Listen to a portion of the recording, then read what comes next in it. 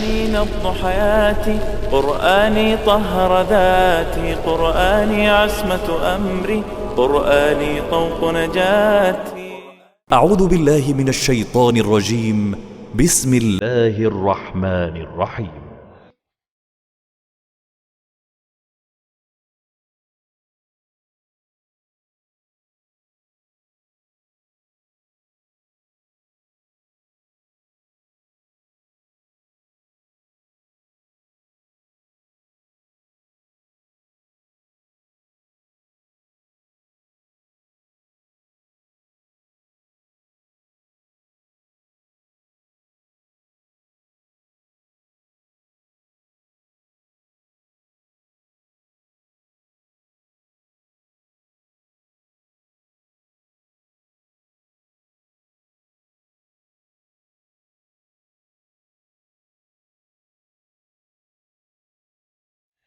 आज के लेक्चर में हम इंशाअल्लाह ताला सूरह बकरा की आयत नंबर 120 को ग्रामेटिकली एनालाइज करेंगे।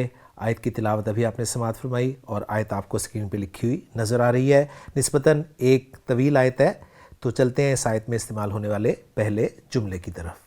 पहला जुमला आप स्क्रीन पे लिखा हुआ देख रहे हैं कि अल्लाह ताला ने इरशाद फरमाया कि वलन तरदा अनकल यहूदु वलन नसारा हत्ता तत्तबिया मिल्लतहुम। वाओ आपका इस्तिनाफिया, लिहाजा जुमला इस्तिनाफिया बनेगा और ला महल्ला लहा मिनल एराब कहलाएगा।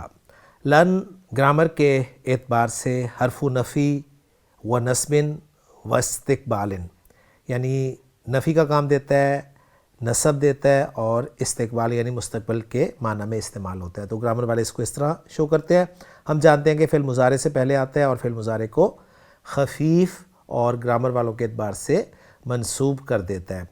हरगिज़ नहीं का मफ़हूम पैदा करता है और फ़िल मुज़ारे को मुस्तक़बिल के साथ ख़ास कर देता है।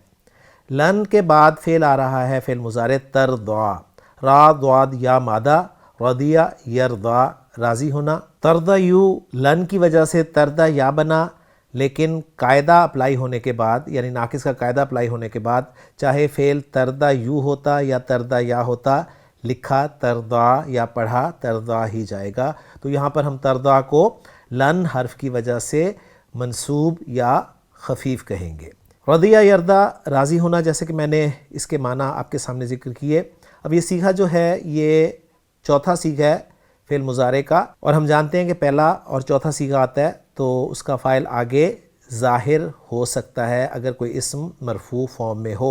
तो अनका के बाद हमें अल यहूद का लफ्ज़ जो है वो मरफ़ू नज़र आ रहा है, तो अल यहूद को हम तरदा के लिए फ़ाइल बना देंगे। लेकिन उससे पहले ज़रा अन का जार मजरूर को देख लें, यानी जिससे राज़ी हुआ जाए उस पर अन की प्रेपोजिशन लगती है।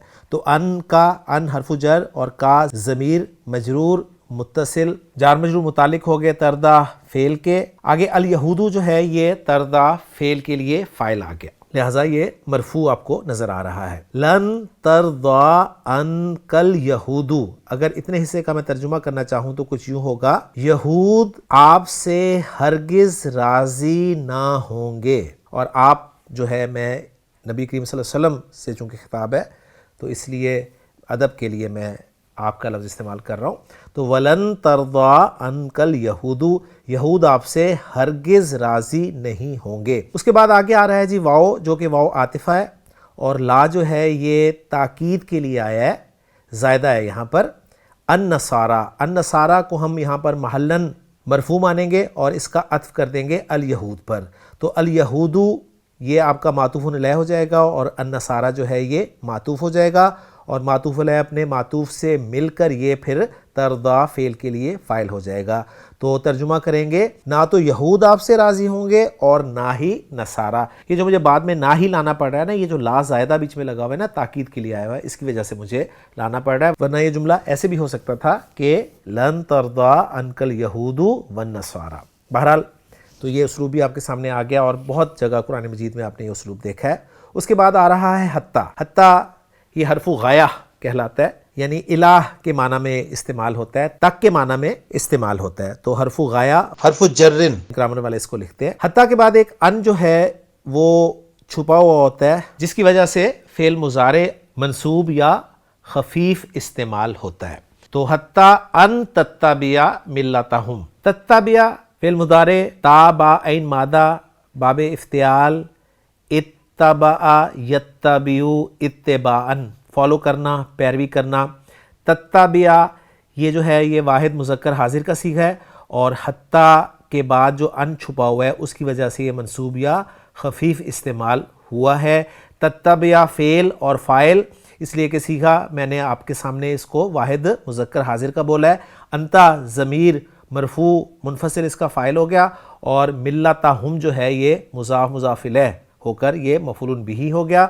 تتبع فعل اپنے فاعل اور اپنے مفعول بہ سے مل کر جملہ فعلیہ خبریہ ہو کر ان مصدریہ کی وجہ سے محلاً مجرور حتیٰ کی وجہ سے، اور حتیٰ حرف جر اپنے مجرور کے ساتھ مل کر متعلق ہو گیا ترضا فعل کے. اور حتیٰ تتبع ملتہم کا ہم ترجمہ کریں گے یہاں تک کہ آپ پیروی کریں ان کی ملت کی، یعنی کہ ان کی ملت کی پیروی کرنے تک. یعنی نہ تو یہود اور نہ ہی نصارہ آپ سے ہرگز راضی ہوں گے آپ کے ان کی ملت کی پیروی کرنے تک. تو یہ با محاورہ ترجمہ اس طرح کر کے ہم کر سکتے ہیں.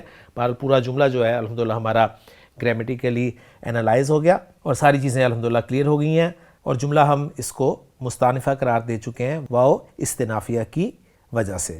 چلتے ہیں اب دوسرے جملے کی طرف. دوسرا جملہ بہت آسان ہے. کل ان ھدی اللہ ھو الھدی. کل فعل امر ہے، قال یقول سے کل فعل امر ہے، فاعل اس کا ساتھی ہے، انتا کی ضمیر مرفوع منفصل اس کا فاعل ہے. تو کہہ دے لفظی ترجمہ ہوگا. فعل اور فاعل آ گیا تو اب مفعول بہ چاہیے، مقول القول چاہیے.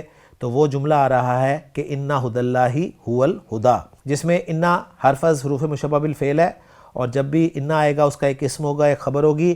ان کا اسم منصوب ہوگا تو ھدی اللہ جو ہے یہ مضاف مضاف الیہ ان کا اسم بن رہا ہے. خدا کا لفظ جو ہے یہ مرفوع بھی خدا ہی ہوتا ہے، منصوب بھی خدا ہی ہوتا ہے اور مجرور بھی خدا ہی ہوتا ہے. تو اس کا اعراب جو ہے گرامر والے تقدیراً لے کر آتے ہیں، یعنی یہ اس میں مکسور ہے. مبنی اسما کا اعراب محلاً آتا ہے جبکہ اس مکسور وغیرہ کا اعراب جو ہے وہ تقدیراً آتا ہے، یعنی وہ کہتے ہیں چھپی ہوئی ہے، اس کے اندر رفع چھپی ہوئی ہے، نصب چھپی ہوئی ہے، جر چھپی ہوئی ہے. بہرحال ھدی اللہ مضاف مضاف الیہ ہو کر انا کا اسم ہو گیا اور انا کی خبر چاہیے تو انا کی خبر جو ہے وہ ہے الھدی. ایک ترکیب تو یہ ہو جائے گی الھدی انا کی خبر ہو گئی اور یہاں پر الھدی کو ہم مرفوع قرار دیں گے جبکہ انا کا اسم ہونے کی وجہ سے جو پہلا ھدی اللہ میں خدا کا لفظ ہے وہ منصوب قرار دیا جائے گا. تو ایک ترکیب تو یہ ہے کہ انا ھدی اللہ الھدی اور یہ ہوا کی ضمیر جو ہے یہ ضمیر فصل لائی گئی ہے تاکہ یہ مبتدا و خبر کے درمیان جو ہے وہ ذکر کر دی جائے. ایک طریقہ تو یہ ہے. دوسرا طریقہ یہ ہے کہ ھدی اللہ کو انا کا اسم مان لیں اور انا کی خبر جو ہے وہ ایک جملہ اسمیہ ھو الھدی جس میں ہوا مبتدا ہے اور الھدی خبر ہے، جملہ اسمیہ کو پھر انا کی خبر مان لیں. تو یہ دو طریقے سے ایسے جملوں کو انالائز کیا جا سکتا ہے. بہرحال انا ھدی اللہ ھو الھدی جو ہے یہ جملہ اسمیہ کل کے لیے مقول القول بن رہا ہے، لہٰذا محلاً منصوب قرار دیا جائے گا اور کل فعل اپنے فاعل اور مفعول بہ یعنی مقول القول کے ساتھ مل کر جملہ فعلیہ انشائیہ ہو جائے گا.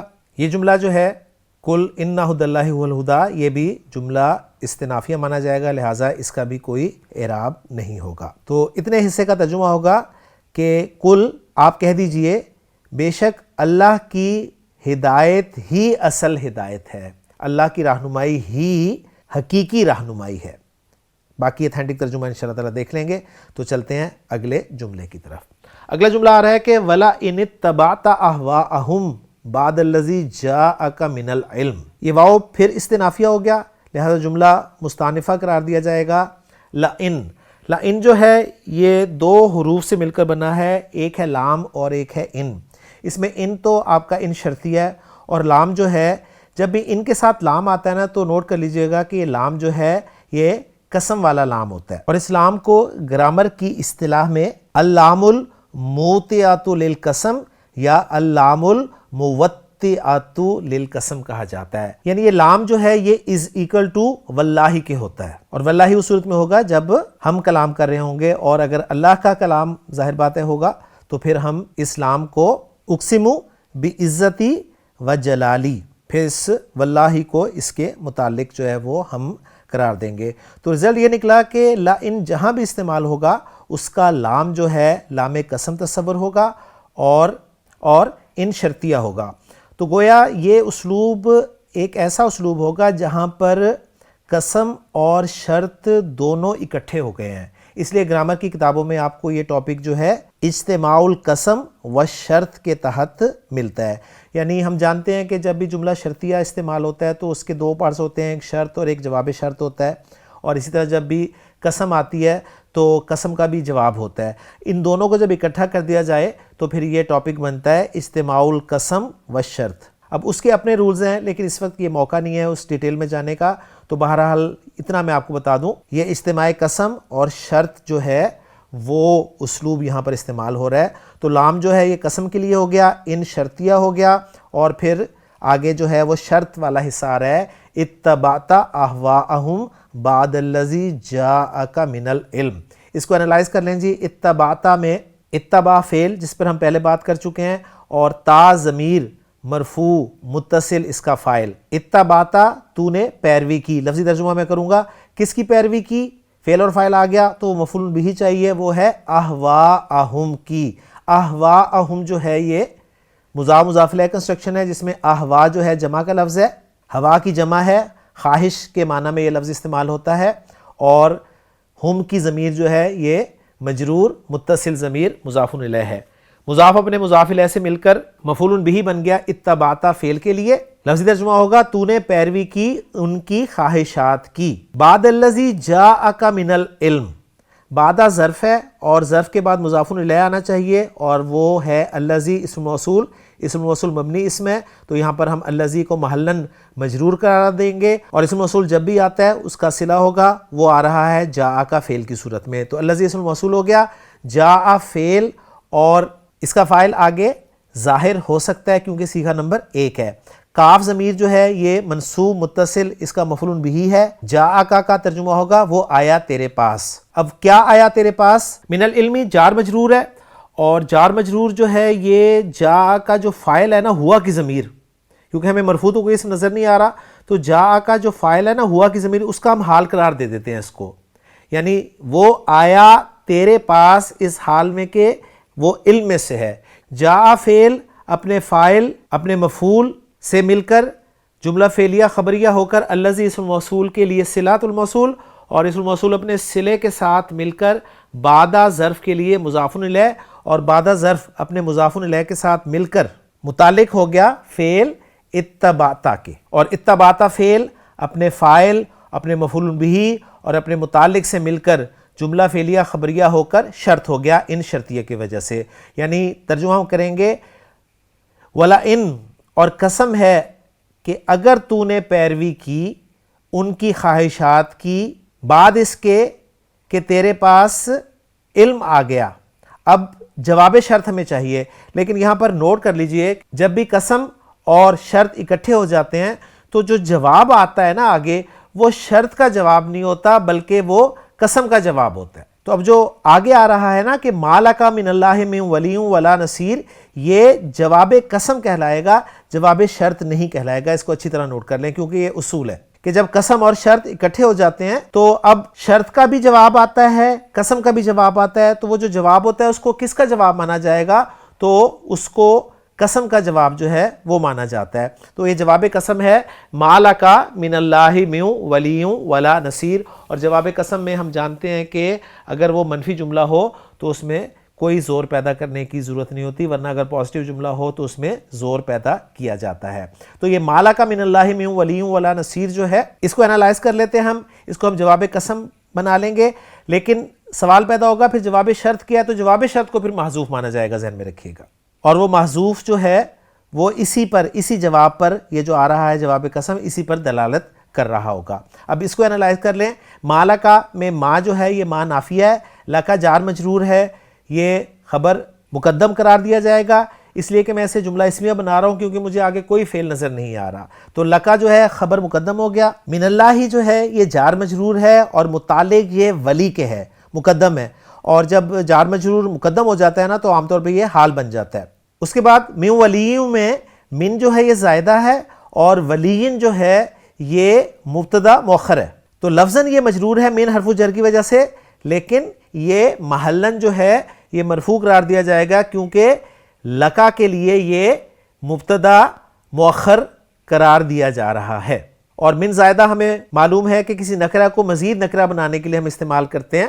مزید آگے چلیں تو واو عاطفہ کا ہو گیا، لا نفی کا یہ بھی زائدہ ہے اور تاکید کے لیے آیا ہے، اور نصیر جو ہے یہ عطف ہو جائے گا ولی پر. تو گویا ولیین جو ہے معطوف علیہ بن جائے گا اور نصیر جو ہے یہ معطوف بن جائے گا. معطوف علیہ اپنے معطوف سے مل کر یہ مبتدا مؤخر بن جائے گا، خبر مقدم لکا کا. گویا اگر میں اس کو سمپل جملے کی صورت میں رکھنا چاہوں نا تو کچھ یوں بنے گا، مالکا ولی و نصیر من اللہ. اس میں اب آپ خود دیکھ سکتے ہیں کہ ولیون پر جب آپ نے من حرف جر زائدہ استعمال کیا اسے نکرہ کو مزید نکرہ کرنے کے لیے تو وہ ولیین ہو گیا، اور اس کی وجہ سے پھر نصیر جو ہے وہ بھی مجرور ہوا، اس لیے کہ معطوف کا اعراب جو ہے وہ معطوف علیہ والا اعراب ہوتا ہے، اور لا جو ہے زائدہ تاکید کے لیے استعمال ہوا اور من اللہ کو مقدم کر دیا جس سے وہ ولی کی صفت بننے کی بجائے ولی کا حال بن گیا. اور پھر لکا جو ہے خبر مقدم اپنے مبتدا مؤخر سے مل کر جملہ اسمیہ خبریہ بن گیا، اور یہ جملہ جو ہے یہ جواب قسم بنا، اور ہم جانتے ہیں کہ اس جملے کا بھی کوئی اعراب نہیں ہوتا. اور اس کا ترجمہ جو ہم کیا کریں گے اس کے لیے ہم اتھینٹک ترجمے کی طرف ہی چلتے ہیں کہ وَلَن تَرْضَىٰ عَنْكَ الْيَهُودُ وَلَا النَّصَارَىٰ، اور تجھ سے یہودی ہرگز راضی نہ ہوں گے اور نہ نصارہ، حتیٰ تتبع ملتہم، یہاں تک کہ تو ان کی ملت کی پیروی کرے. قل ان ھدی اللہ ھو الھدی، کہہ دے بے شک اللہ کی ہدایت ہی اصل ہدایت ہے.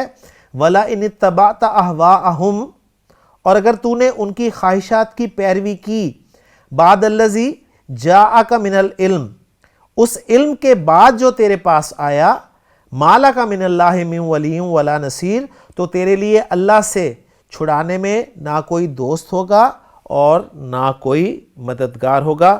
تو الحمدللہ جی سورۃ البقرہ کی آیت نمبر 120 ہماری گرامیٹیکلی انالائز ہو گئی. انشاءاللہ تعالیٰ اگلے لیکچر میں اگلی آیت کے ساتھ آپ سے ملاقات ہوگی. سبحانک اللہم و بحمدک، اشہد ان لا الہ الا انت، استغفرک و اتوب الیک. قرآني نبض حياتي، قرآني طهر ذاتي، قرآني عصمة أمري، قرآني طوق نجاتي. قرآني نبض حياتي، قرآني طهر ذاتي، قرآني عصمة أمري، قرآني